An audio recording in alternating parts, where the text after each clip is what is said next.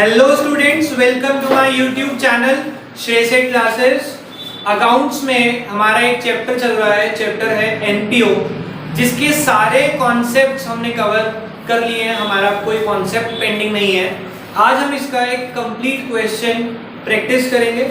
जिस तरह के क्वेश्चन आपके पास बोर्ड एग्जाम में आएंगे 6 नंबर के, वो क्वेश्चन कुछ इस तरह के होंगे। अब उसमें एडजस्टमेंट हमारी हर बार चेंज होती है, और एनपीओ की जितनी भी एडजस्टमेंट थी वो मैंने डायरेक्टली और इनडायरेक्टली टॉपिक वाइज आपको कवर करा दी है। हम एक एक करके इस तरह के क्वेश्चन सॉल्व करना शुरू करते हैं। आज एक या दो क्वेश्चन आज प्रैक्टिस करेंगे, फिर एक नेक्स्ट क्लास में यानी कि कल को प्रैक्टिस करेंगे और हमारा चैप्टर ओवर हो जाएगा। ठीक है, एक बार देखते हैं इलस्ट्रेशन नंबर 28 क्या है क्वेश्चन। किस तरीके से स्टार्ट करना है, किस तरीके से रीड करना है एग्जाम में, वो भी इंपॉर्टेंट होता है। कुछ बच्चों ने जिन्होंने अभी एग्जाम दिया वो इस चीज को रियलाइज कर पाए होंगे कि क्वेश्चन पेपर को पढ़ने का भी एक तरीका होता है। अगर आप from the very first question पढ़ना शुरू करेंगे, यू विल बी पजल्ड और आप पेपर कभी पूरा नहीं कर पाएंगे और साथ में जो आता होगा वो भी गलत करके आएंगे। तो उसके लिए भी हम एक डिस्कशन करेंगे बिफोर बोर्ड्स कि कैसे क्वेश्चन पेपर को रीड करना चाहिए। कुछ बच्चों से डिस्कशन हुआ था, फिर एक बार कर लेंगे। पढ़ते हैं पहले illustration number 28। From the following receipt and payment account of friends club for the year ended 31 March 2020 prepare income and expenditure account for the year ended 31 March 2020 and the balance sheet as at that date. हमें क्या बनाना है? Income expenditure account बनाना है। और तो हमें question में क्या करना है? हमें इनकम एक्सपेंडिचर अकाउंट बनाना है और बैलेंस शीट बनानी है। हम पढ़ते हैं क्वेश्चन में हमारे पास क्या है? Receipt and payment account for the year ended 2020। हमें रिसिप्ट एंड पेमेंट अकाउंट दिया है। नीचे देखे कुछ एडजस्टमेंट्स हैं। यस, है ना बैलेंस शीट के नीचे एडजस्टमेंट्स। तो आपको क्या करना है? रिसिप्ट एंड पेमेंट को नहीं पढ़ना, अभी पहले एडजस्टमेंट पढ़ेगा। जिस चीज के बारे में एडजस्टमेंट होगी हम पहले उस चीज को रिसिप्ट एंड पेमेंट में ढूंढ के उसके आगे एक पॉइंट प्लेस कर लेंगे, एक डॉट लगा लेंगे कि इसके बारे में एडजस्टमेंट है। पढ़ते हैं, पहली एडजस्टमेंट है किस चीज को लेके? Books and furniture. चेक करो रिसिप्ट या पेमेंट साइड में कहीं पे पेमेंट साइड में बुक्स दी है 5th आइटम। ठीक है, फर्नीचर के बारे में कुछ भी नहीं बताया। कोई बात नहीं, बुक्स मिल गई, वहां पे पॉइंट लगा लिया। आगे चलते हैं। सब्सक्रिप्शन, रिसिप्ट साइड में 3rd आइटम सब्सक्रिप्शन है, उसके आगे पॉइंट प्लेस करेंगे। रेंट चेक करें कहां है? पेमेंट में 1st item rent and taxes, वहां पॉइंट प्लेस किया। और फिर फर्नीचर और बुक्स के बारे में है। आगे चलते हैं, और कोई एडजस्टमेंट हमारे पास नहीं है। तो हमें क्या बनाना है? इनकम एक्सपेंडिचर और बैलेंस शीट करेंगे। इधर देखेंगे बेटा, हमने फॉर्मेट ड्रॉ किया इनकम एक्सपेंडिचर का, और एक फॉर्मेट हम ड्रॉ कर लेते हैं hand to hand for balance sheet. Assets, sorry गलती भी क्या करें, देखो, लायबिलिटीज अमाउंट, एसेट्स अमाउंट। इधर आएगा हमारा income and expenditure, expenditure amount, income amount. बेटा अब देखो, अब हम रिवीजन के बिल्कुल एंडिंग स्टेज में है, तो इनको और मॉडिफाई करते हैं। Income and expenditure as on 31 March 2020 पूरा लिखेंगे, बाद में नहीं कहेंगे कि सर नंबर नहीं मिले। डेबिट साइड, क्रेडिट साइड, यहां लिखेंगे balance sheet as on 31 March 2020, right. अब जब आपके पास एनपीओ का क्वेश्चन आएगा तो आपको एक चीज और ढूंढनी है ध्यान से। क्या क्वेश्चन में आपके पास एडजस्टमेंट तो आपने पढ़ ली, रिसिप्ट एंड पेमेंट में क्या कहीं कैपिटल फंड है? क्या ढूंढना है? Capital fund. एडजस्टमेंट में तो नहीं था ना अभी जब पढ़ी, तो capital fund receipt and payment में नहीं है, वहां जल्दी से मिलता भी नहीं, एडजस्टमेंट में ही मिलता है अगर मिले तो। कैपिटल फंड नहीं है तो अब मुझे एक और बैलेंस शीट बनानी पड़ेगी। क्या? Balance sheet as on 31st March 2019। अब ये 2019 की मैं क्यों बना रहा हूं? इसका मोटिव ही एक है कि मुझे कैपिटल फंड निकालना है, क्योंकि कैपिटल फंड है नहीं क्वेश्चन में। ठीक है, रिक्वायरमेंट इन दोनों की है तो ये जाएगी कहां पे? Working note. कोई प्रॉब्लम? फॉर्मेट होपफुली समझ आ गया आपके पास सारे कि हमने कौन सा अकाउंट क्यों बनाया। अब हम क्वेश्चन को पढ़ते चले जाएंगे, एक एक करके पोस्ट करते जाएंगे। रिसिप्ट एंड पेमेंट को from the very first point पढ़ेंगे और एंड तक लेके जाएंगे विद एडजस्टमेंट जिसके आगे डॉट लगी हुई है। सबसे पहला पॉइंट लिखा है to balance brought down cash in hand. Opening balance है ना, कैश इन हैंड कहां जाएगा? बैलेंस शीट में जाएगा। कौन सी? ओपनिंग, क्योंकि ओपनिंग बैलेंस है तो बैलेंस शीट कौन सी? ओपनिंग वाली। ठीक है, क्या लिखेंगे? Cash in hand. कितना है? 1,41,300। आगे चलते हैं।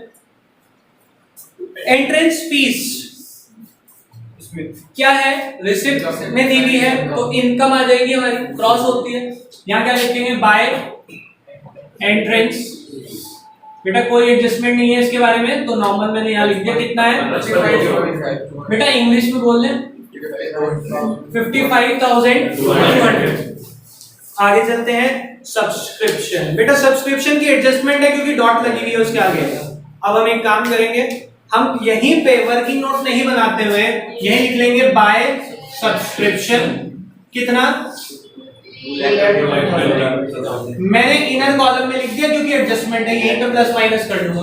एडजस्टमेंट पढ़ो साथ ही, खत्म करते हैं एडजस्टमेंट को। क्या है? Subscription in arrear on 1 April 19 6,000 and 7,000 on 31 March 2020। Arrear का मतलब आउटस्टैंडिंग। यस भैया। तो ओपनिंग आउटस्टैंडिंग लिख लो पहले। एक ओपनिंग आउटस्टैंडिंग है, एक क्लोजिंग आउटस्टैंडिंग है। अमाउंट है इसका 6,000, इसका 7,000। अब सोच लो साल की शुरुआत में आउटस्टैंडिंग कितने साल का होगा और साल के एंड में यानी कि 2,21,000 आ जाएगा। अब वो जो हमने इतने कॉन्सेप्ट करे थे वो यहाँ फायदा पहुंचाएंगे। वो करने का रीजन यही था कि मुझे इस तरह क्वेश्चन अटेम्प्ट करने। क्लियर हो गई बात? 221 आ गया। अब एक चीज बहुत ध्यान से समझेंगे बेटा, मेरे पास जो चीज एडजस्टमेंट में होगी उसके दो ट्रीटमेंट होते हैं। ये तो हमने फाइनेंशियल स्टेटमेंट क्लास 11th में भी पढ़ा था कि हर एडजस्टमेंट के दो ट्रीटमेंट होते हैं। पहला ट्रीटमेंट मैंने कर दिया सर, आउटस्टैंडिंग था एडजस्टमेंट में, सब्सक्रिप्शन तो नहीं था उसमें, एडजस्टमेंट में नहीं था। सब्सक्रिप्शन कहां था? इनकम एक्सपेंडिचर में था, तो वो तो एक जगह जाएगा। आउटस्टैंडिंग दोनों जो कहां थे? एडजस्टमेंट में। एक पोस्टिंग तो सर हो गई प्लस माइनस। दूसरा ओपनिंग वाला ओपनिंग बैलेंस शीट में, क्लोजिंग वाला क्लोजिंग बैलेंस शीट में। अब सर बात आती है ये एसेट है या लायबिलिटी है, इसको हम सोचेंगे पहले, एकदम नहीं लिखेगा कोई भी बच्चा। आउटस्टैंडिंग सुनते ही बच्चा कहता है सर आउटस्टैंडिंग मतलब लायबिलिटी। ऐसा काम नहीं करना। सब्सक्रिप्शन आपके लिए क्या है? एनपीओ के लिए इनकम। इनकम अगर आउटस्टैंडिंग हो तो वो एसेट बनेगी या लायबिलिटी? आप सोच लो। इनकम आउटस्टैंडिंग मतलब इनकम लेने लायक थी, मिली नहीं, तो वो एसेट बनेगा।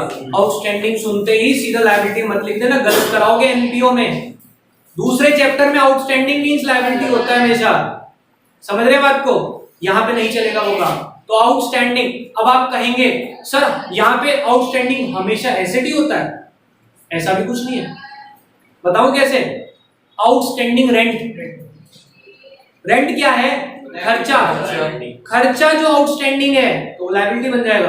तो यहाँ पे आपको आउटस्टैंडिंग या एडवांस के साथ देखना पड़ेगा कि वो चीज जो है वो मेरी इनकम है या एक्सपेंस है, सोचना पड़ेगा तब डिसाइड करेंगे। तो सब्सक्रिप्शन का समझ आया? सब्सक्रिप्शन आउटस्टैंडिंग क्या होगा? मेरा असेट होगा। ओपनिंग वाला ओपनिंग बैलेंस शीट में, क्लोजिंग वाला क्लोजिंग बैलेंस शीट में। तो यहाँ लिख रहा हूं ओपनिंग में आउटस्टैंडिंग सब्सक्रिप्शन। ओपनिंग कितना था?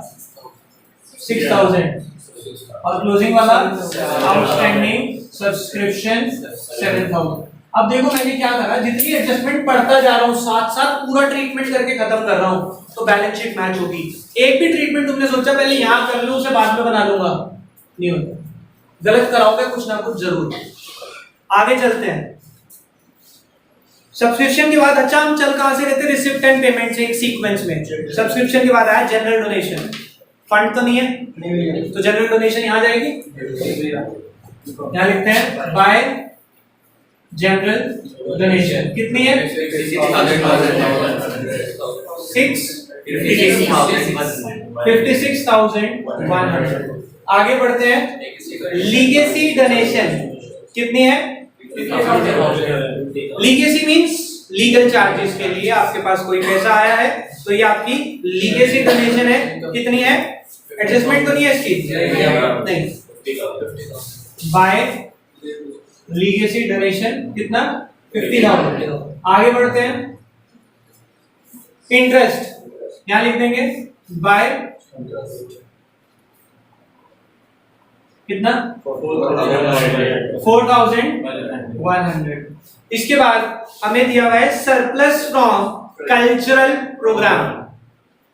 कल्चरल प्रोग्राम करा था, उसका पैसा बच गया तो आपके लिए तो इनकम ही है, तो यही लिखेंगे by surplus from cultural programme कितना? 8200।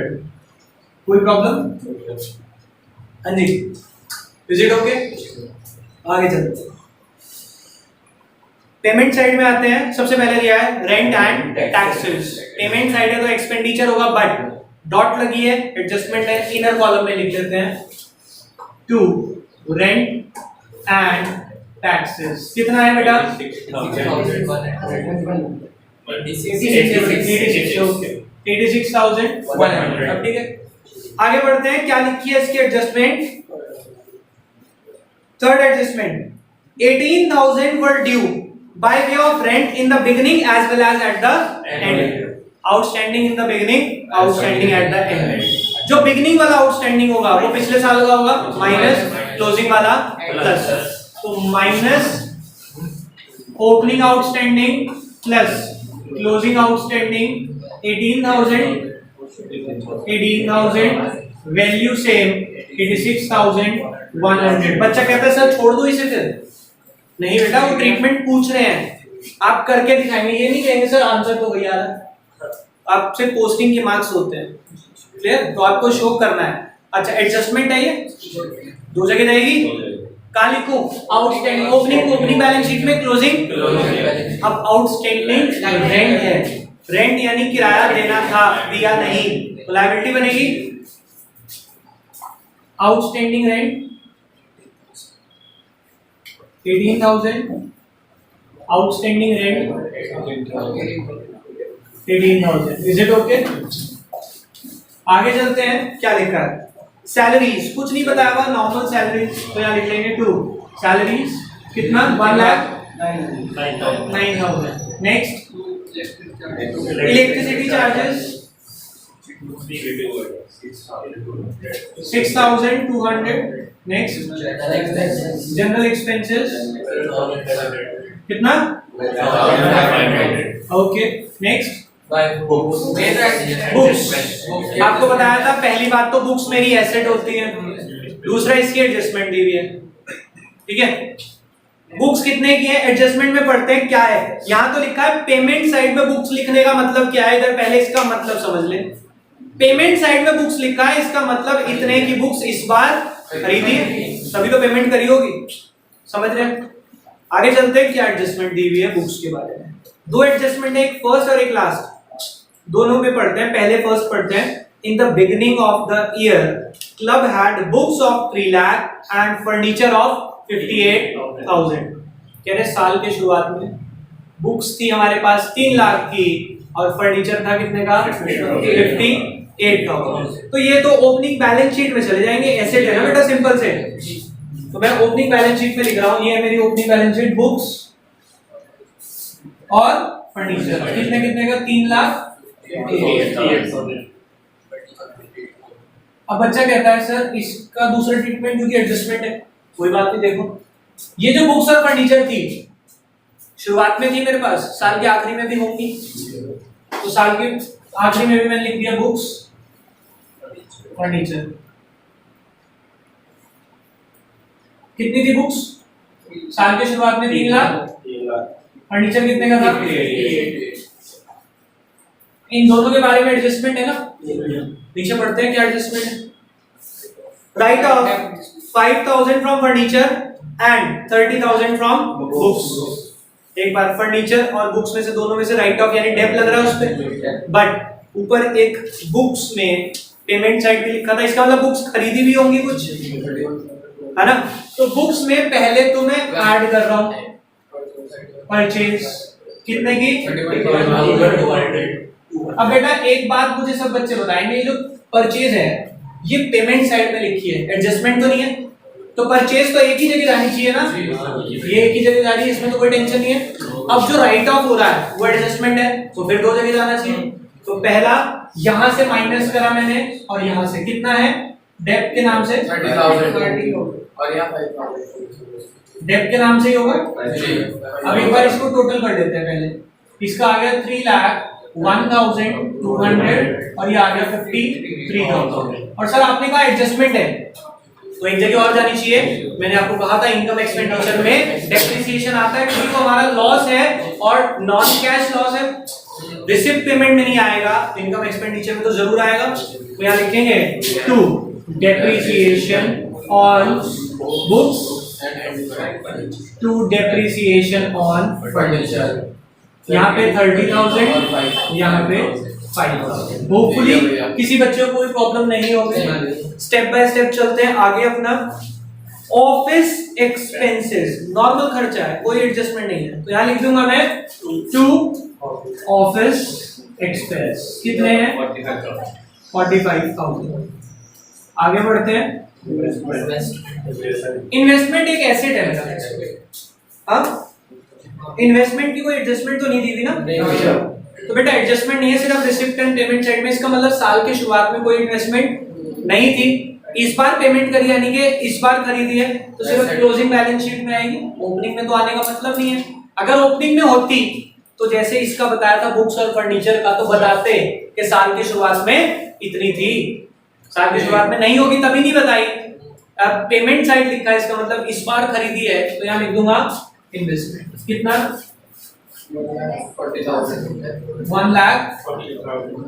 अच्छा उसके बाद balance CD cash in hand cash at bank, ये क्या है एसेट है दोनों भी। कौन सी बैलेंस शीट में, ओपनिंग या क्लोजिंग, कौन सा बैलेंस है ये, ओपनिंग बैलेंस है क्लोजिंग बैलेंस है मेरे भाई, क्लोजिंग बैलेंस है ना, अभी तो कैरी डाउन है, तो कौन सी बैलेंस शीट में आएगा ओपनिंग में चला गया था, cash in hand cash at bank. पहले कैश इन हैंड बता 43,000 और राइट। अब देखेंगे बेटा सब बच्चे, सबसे पहले तो हम इस अकाउंट को क्लोज करते हैं।